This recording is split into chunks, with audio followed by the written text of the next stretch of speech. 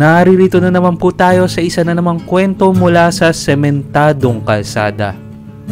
Kung magugustuhan nyo ang ating kwento ngayon, huwag kalimutan ang mag-subscribe, like, and share at mag-notify para sa mga bagong kwento. Atin na pong simulan.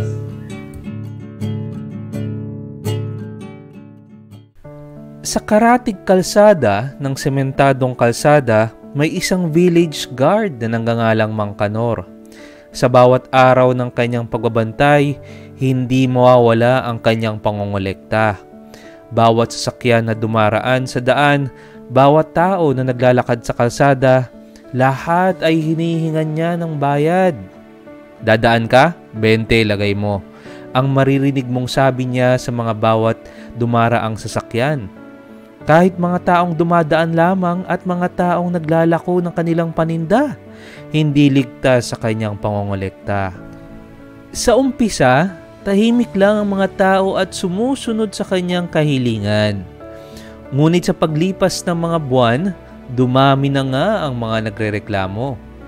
Ang mahal naman ng bayad, sabi ng isang magtataho. Wala na naman akong kikitain kung sa'yo ko ibibigay ang 20 ko. Reklamo ng isang taong naglalako ng balot. Ngunit walang pakialam si Mang Kanor. Ang mahalaga sa kanya ay ang kanyang kita. Hanggang isang araw, may bumisita sa Sementadong Kalsada ng isang lalaking bihis pulis. Siya ay si Chief Investigator de la Cruz. At sa kanyang sariling pagsisiyasat, natuklasan niya ang katiwalian ni Mang Kanor at ang pagkukumpas ng korap na vice-presidente ng Homeowners Association.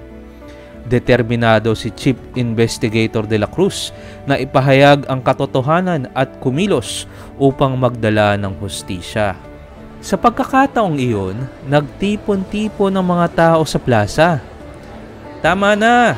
Hindi na kami papayag na patuloy kayong manloloko!" sigaw ng isa. Nang makarating si Chief Investigator de la Cruz sa plaza, nagtalumpati siya at ibinunyag ang lahat ng nalaman niya.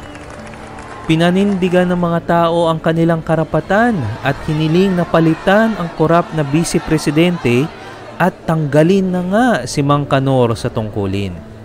Sa wakas, nagtagumpay na nga ang mga taong tapat at ang katarungan ay nanaig.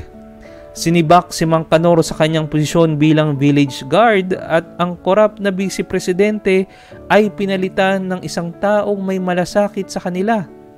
Ipinamalas ng mga taga doon na sa pamamagitan ng pagkakaisa, maaaring labanan ang katiwalian at ipaglaban ang katotohanan.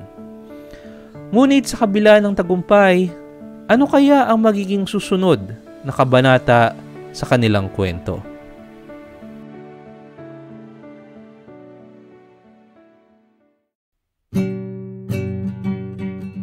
At dito na po natatapos ang ating kwento ngayon. Huwag pong kalimutan mag-subscribe para po sa panibagong mga kwento mula sa Sementadong Kalsada.